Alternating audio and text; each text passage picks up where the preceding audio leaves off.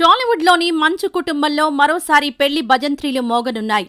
ఆంధ్రప్రదేశ్ రాజకీయ కుటుంబానికి చెందిన భూమా మౌనికారెడ్డితో మంచు మనోజ్ ప్రేమలో ఉన్నాడు అంటూ గత కొంతకాలంగా వార్తలొస్తున్న సంగతి తెలిసిందే. ప్రస్తుతం వీరిద్దరి ప్రేమ వార్త సినీ రాజకీయ వర్గాల్లో చాలా హాట్ టాపిక్గా మారింది.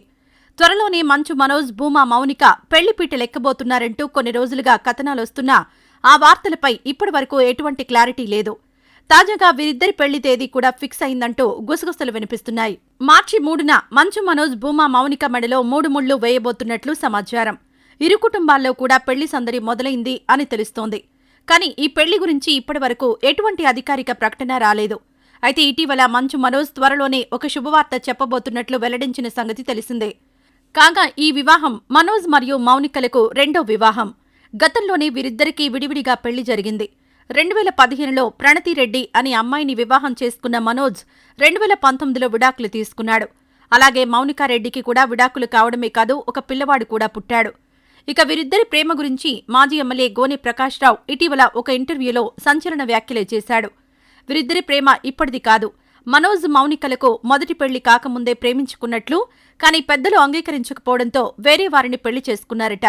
విడాకులవడంతో మళ్లీ వారిద్దరి ప్రేమకు రూట్ క్లియర్ అయిందని, గత కొంతకాలంగా సహజీవనం కూడా చేస్తున్నారు అంటూ చెప్పుకొచ్చారు. ఇక ఇదిలా ఉంటే సినిమా పరిశ్రమలో ఉన్న సెలబ్రిటీస్ విడాకులు తీసుకోవడం కొత్తేమీ కాదు. నాగార్జున నుంచి నాగచైతన్య వరకు ఎంతో మంది విడాకులు తీసుకున్నవారే. ఆ కోవలోనే మంచు వారసుడు మంచు మనోజ్ కూడా ఉన్నాడు.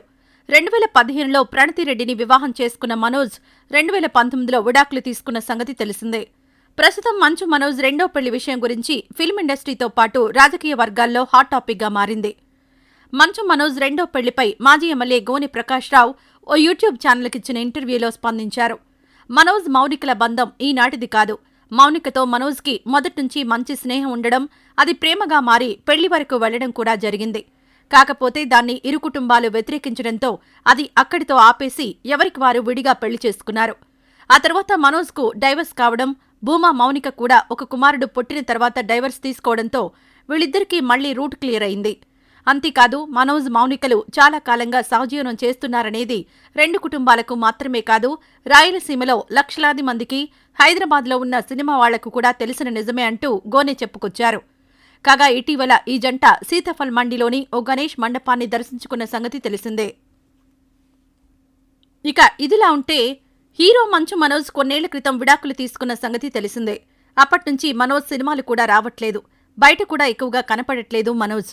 ఇటీవల కొన్ని రోజుల క్రితం వినాయక చవితి సమయంలో మంచు మనోజ్, భూమా మౌనికతో కలిసి ఓ వినాయక మండపంలో పూజలు నిర్వహించడంతో వీరిద్దరూ పెళ్లి చేసుకోబోతున్నారని, మంచు మనోజ్ రెండో పెళ్లి చేసుకోబోతున్నాడని వార్తలొచ్చాయి. ఈ వార్తలపై మంచు మనోజ్ కానీ, మౌనిక కానీ, ఆ రెండు ఫ్యామిలీలు కానీ స్పందించలేదు. మధ్యలో మాజీ ఎమ్మెల్యే గోనె ప్రకాశ్రావు వీరిద్దరిపై సంచలన వ్యాఖ్యలు చేశారు. తాజాగా మంచు లక్ష్మి మంచు మనోజ్ రెండో పెళ్లిపై స్పందించింది.